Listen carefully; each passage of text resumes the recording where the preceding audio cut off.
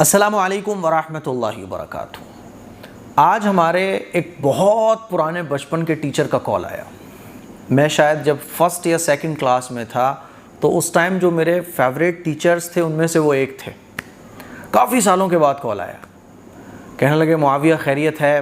میں نے کہا الحمدللہ، اور میں نے پہچان لیا تو بڑا خوش ہوا۔ کہنے لگے پہچان گئے؟ میں نے کہا آپ کو بھلا سر کیسے بھول سکتے ہیں، آپ تو ہمارے فیوریٹ ٹیچرز میں سے ایک ہیں۔ انہوں نے ایک مسئلے کے سلسلے میں مجھ سے گفتگو کی، اور وہ مسئلہ ایسا تھا کہ مجھے لگا کہ آپ لوگوں سے یہ باتیں میں شیئر کروں، کیونکہ یہ مسئلہ ایسا ہے جو زندگی کے کسی نہ کسی مرحلے میں آ کے ہمیں فیس کرنا پڑ جاتا ہے۔ ہوتا کیا ہے کہ مان لیجئے آپ کی لائف بہت اچھی چل رہی تھی، پیسے کا ہی مسئلہ ہوتا ہے عام طور پر ہم لوگوں کا، پیسہ ویسا سب بڑھیا چل رہا تھا، کاروبار بہت اچھا چل رہا تھا، چلتے چلتے اچانک سے کاروبار ڈاؤن ہو گیا۔ قرضہ ورزہ لے لا کے ادھر ادھر سے پیسے اکٹھے کر کے ہم نے دوبارہ سے اس کاروبار میں جان ڈالنے کی کوشش کی، لیکن ناکام۔ پھر دوبارہ سے پیسے ویسے لے کے ادھر سے جگاڑ کر کے کیسے دوسرا کام شروع کیا یا اسی کام کو مضبوط کرنے کی کوشش کی، لیکن ناکام۔ سالوں گزر جاتی ہیں، ناکامی ہاتھ لگتی ہے، یہاں تک کہ اتنی دفعہ ہم ناکام ہوتے ہیں اور اتنے قرضے میں ڈوب جاتے ہیں، اتنی الجھنوں کا شکار ہو جاتے ہیں کہ نیگیٹیوٹی، منفی باتیں ہمارے مائنڈ میں آنے لگتی ہیں۔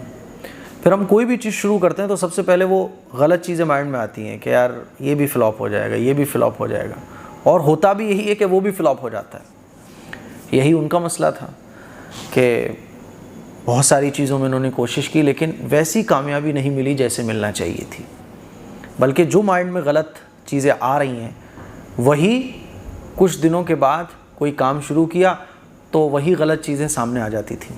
ناکامی، قرضہ، یہ ختم ہونے کا نام ہی نہیں لے رہا ہے۔ تو وہ کہنے لگے کہ مفتی صاحب ہم نے جو ہے نا ایک مولانا صاحب کو بھی دکھایا، تو جیسے ہی انہوں نے یہ بولا تو میں نے ان کو بیچ میں نے کہا سر معذرت چاہتا ہوں، آپ کو بیچ میں روک رہا ہوں، آپ نے جن مولانا کو بھی دکھایا ہوگا تو انہوں نے یہی کہا ہوگا کہ آپ کے کاروبار پر کسی نے بندش لگا دی ہے، آپ کے گھر کو چیک کرنا پڑے گا۔ ایسے ہی ہوتا ہے، نہیں ہوتا کہ جیسے ہی ہم اس طرح کی پرابلم کو فیس کرتے ہیں، کسی کے ذریعے یا ہمارے ٹچ میں کوئی ہوتا ہے، تو ہم کوئی تعویذ والے مولانا کے پاس جب پہنچتے ہیں تو وہ فوراً یہ کہتے ہیں کہ آپ کے گھر پر بندش ہے، آپ کے کاروبار پر بندش ہے، آپ کے گھر کو چیک کرنا پڑے گا، دھول مٹی لے کے آؤ، صبح کی جھاڑو کی مٹی لے کے آؤ تو چیک کریں گے۔ پھر ایک لمبا پروسیس چلتا ہے۔ میں نے تو لوگوں کو 7 کنوؤں کا پانی جمع کرتے ہوئے دیکھا ہے۔ ایک ہمارے شہر کے پاس ہی شکوہ آباد ایک جگہ ہے، تو میں وہاں جا رہا تھا، راستے میں ایک جگہ نماز پڑھنے کے لیے رکا تو ایک صاحب بوتل لیے ہوئے تھے، تو میں نے پوچھا بھائی کیا بات ہے؟ کہنے لگے مفتی صاحب وہ 7 کنوؤں کا پانی جمع کر رہا ہوں کیونکہ میرا علاج چل رہا ہے، تو 7 کنوؤں کا پانی کی ضرورت اس میں ہے، تو 3-4 کنوؤں کا پانی مل گیا ہے، کسی نے بتایا تھا ایک کنواں یہاں پہ بھی ہے تو اس کا پانی جمع کرنے آیا ہوں۔ میں نے کہا بھائی ٹھیک ہے، اللہ تمہیں ہدایت دے۔ تو ایسے لوگ 7 کنوؤں کا پانی جمع کر رہے ہوتے ہیں، کوئی کچھ کر رہا ہوتا ہے، کوئی کچھ کر رہا ہوتا ہے۔ تو میں نے ان سے کہا کہ اگر آپ ایسے جائیں گے کہیں بھی تو اکثر لوگ آپ کو ایسے ہی ملیں گے، کیونکہ آپ نے دیکھا ہوگا آج کل اکثر لوگوں کی جو تعداد ہے وہ خراب ہے، اچھائی بہت کم رہ گئی ہے، اچھے لوگ بہت کم رہ گئے ہیں، برائی بڑھ گئی ہے اور برے لوگ زیادہ ہو گئے ہیں۔ آپ دیکھیے اچھے ڈاکٹرز نہ کے برابر ہیں، اچھے ٹیچرز نہ کے برابر ہیں، اچھے رشتے کیوں نہیں ملتے؟ کیونکہ اچھے لوگ کم رہ گئے ہیں، برے لوگ زیادہ ہیں، لالچی لوگوں کی تعداد زیادہ ہو چکی ہے نا، ہرس زیادہ لوگوں میں آ چکی ہے۔ اچھے علماء کی تعداد بھی بہت کم ہے، علماء تو آپ کو بہت ملیں گے، لیکن صحیح علم رکھنے والے، اللہ اور اللہ کے رسول کے طریقوں کو بتانے والے صحیح علماء بہت کم ہیں۔ اسی لیے تو دیکھیں کتنے فرقے پھیلے ہوئے ہیں۔ تو میں نے ان سے کہا کہ گھبرانے کی کوئی ضرورت نہیں ہے، اور میں آپ لوگوں سے بھی کہہ رہا ہوں کہ اس طرح کی سچویشن سے اگر آپ جوجھ رہے ہیں تو آپ کو گھبرانے کی ضرورت نہیں ہے، کہیں کسی کے پاس جانے کی ضرورت نہیں ہے، کوئی تعویذ تو بالکل لانے کی ضرورت نہیں ہے، کچھ بھی نہیں ہے، ٹینشن لینے کی ضرورت نہیں بالکل۔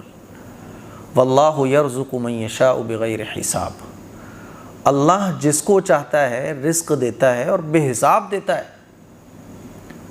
اللہ فرماتا ہے قرآن میں ان اللہ هو الرزاق ذو القوۃ المتین، کہ بے شک اللہ ہی ہے جو رزاق ہے۔ آپ کو جتنا رزق ملنا ہے اللہ کے اختیار میں ہے، اللہ آپ کے مقدر کو پکڑے بیٹھا ہے۔ وہ آپ کو چاہے تو پل میں بادشاہ بنا دے، وہ پل میں چاہے تو بادشاہ کو فقیر بنا دے۔ تو گھبرانے کی تو بالکل ضرورت نہیں ہے۔ حالات ہیں یہ، زندگی میں آزمائش کے طریقے اللہ تعالیٰ کے بدلتے رہتے ہیں۔ کبھی اللہ نعمتیں دے کر آزماتا ہے، کبھی اللہ تعالیٰ تکلیفیں دے کر آزماتا ہے۔ آپ یہ یاد رکھو کہ ہم اس زندگی میں آزمائے جا رہے ہیں۔ جب اللہ کی طرف سے پیسے مل رہے تھے، مال و دولت کے ڈھیر لگے ہوئے تھے ہمارے پاس، شکر کرو آپ شکر کرو، کیونکہ اللہ آپ کو نعمتیں دے کے آزما رہا ہے کہ میرا بندہ میرا شکر کرتا ہے نہیں کرتا۔ اب کاروبار ختم ہو گیا تو گھبرانا نہیں ہے، اللہ کی رسی کو نہیں چھوڑنا ہے، ادھر ادھر ٹرن نہیں لینا ہے، سیدھے راستے پہ چلنا ہے۔ اور سیدھا راستہ کیا ہے؟ صبر کرنے کے بعد اللہ سے مانگنا، گڑ گڑا کے مانگنا۔ میں نے ان سے کہا کوئی ضرورت نہیں ہے۔ پھر وہ کہنے لگے کہ مفتی صاحب تھوڑا گھر میں بھی ایک دو چیزیں عجیب لگتی ہیں، جیسے کہ چھپکلی ہے، کچھ ادھر ادھر کی چیزیں بھی ایسی انہوں نے بولی۔ آپ لوگوں کو بھی ایسا ہوتا ہوگا کہ یار چھپکلی ایک آ رہی ہے، یوں جا رہی ہے۔ بالکل ٹینشن لینے کی ضرورت نہیں ہے۔ اگر اس چھپکلی کے اندر جن ہے بھی نا، شیطان ہے بھی اس اگر چھپکلی کے اندر یا بلی کے اندر، تو آپ یہ یاد رکھو کہ جنوں کی اور شیطانوں کی ایک خاص عادت ہوتی ہے، آپ کہہ سکتے ہو کہ ان کی فطرت ہوتی ہے۔ جتنا آپ گھبراؤ گے وہ آپ کی گھبراہٹ کو بڑھانے کی کوشش کریں گے، اور جتنا آپ بہادر بنو گے، جتنا آپ یہ سوچو گے کہ نہیں میں تو اللہ سے ڈرتا ہوں، اللہ میرے ساتھ ہے، تو اتنی آپ کی ایک گھبراہٹ کے اور ڈر کی کیفیت ختم ہوگی۔ شیطانی اثر آپ کے اوپر اتنا ہی زیادہ اثر کرے گا جتنا آپ اس سے ڈرو گے، اور جتنا آپ اس سے نہیں ڈرو گے وہ شیطانی اثر ختم ہو جائے گا۔ آپ دیکھیں حضرت موسیٰ علیہ السلام کے واقعے میں کہ جادوگروں نے جب رسی کو ڈالا تو حضرت موسیٰ علیہ السلام تھوڑے سے ڈرے، فطرت ہے، لیکن اللہ تعالیٰ نے پھر کہا کہ تم اپنے عصا کو آگے پھینکو، ڈرو مت، گھبراؤ مت۔ حضرت موسیٰ علیہ السلام کو جب یہ یقین آیا کہ اللہ میرے ساتھ ہے، انہوں نے اپنے عصا کو ڈالا تو سارے جادوگروں کا جو جادو تھا وہ ڈھیر ہو گیا۔ تو گھبرانا نہیں ہے، کرنا کیا ہے؟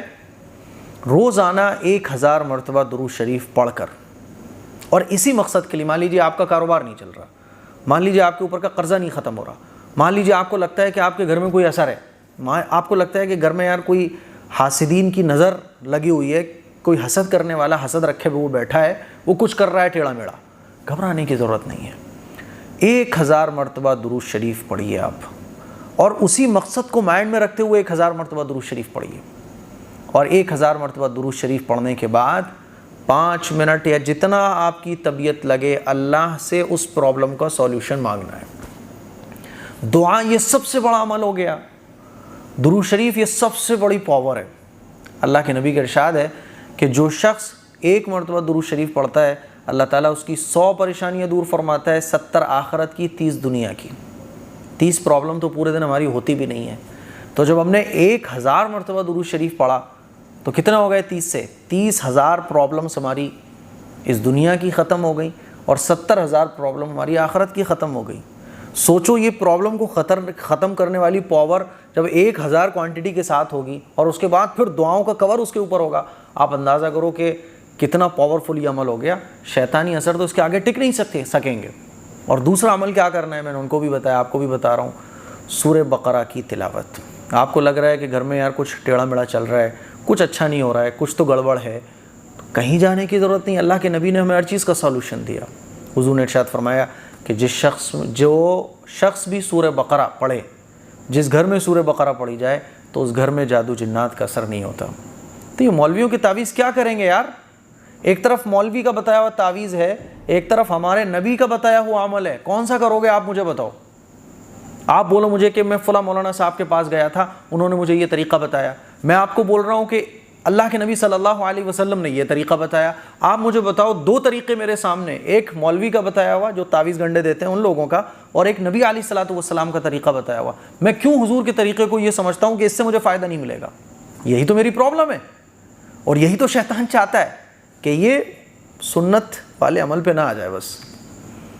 تو سورہ بقرہ کی تلاوت، ایک تو ہوتا ہے کہ آپ اس میں کیسٹ میں یا MP3 میں موبائل میں بجا دیں، ہے نا، اسپیکر پہ، تو ٹھیک اس سے فائدہ پہنچتا ہے، لیکن اس پرابلم میں آپ کو ہی پڑھنا ہے، لاؤڈلی پڑھنا ہے، بلند آواز سے پڑھنا ہے۔ اب سورہ بقرہ بڑی ہوتی تو گھبرانا نہیں ہے، 4 دن میں پوری کر لو، پاؤ پارا آج پڑھ لو، پاؤ پارا کل پڑھ لو، آدھا پارا آج پڑھ لو، آدھا پارا کل پڑھ لو، 3 4 5 دن میں اسے پورا کر لو، 1 ہفتے میں پورا کر لو، لیکن سورہ بقرہ روزانہ پڑھو، اور اس کو معمول بنا لو جب تک کہ آپ کی ٹرین پٹری پہ نہیں آ رہی ہے، انشاءاللہ سب ختم ہو جائے گا۔ تو یہ وہ باتیں میں نے اپنے ٹیچر کو بھی کہیں، آپ لوگوں کو بھی بول رہا ہوں۔ عام طور پر لوگ جو ہے نا 10 ہزار روپے دے دیتے ہیں صرف اسی جادو ٹونے کے نام پر۔ کیوں دے دیتے ہیں؟ علم نہیں ہوتا۔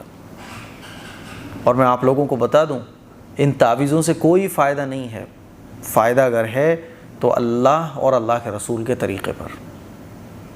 سمجھ رہے ہو بات کو؟ تو مجھے امید ہے کہ یہ آج کی کچھ باتیں آپ لوگوں کو اچھے سے سمجھ آئی ہوں گی۔ اس کلپ کو شیئر کریں، دوسروں تک پہنچائیں۔ السلام علیکم ورحمۃ اللہ وبرکاتہ۔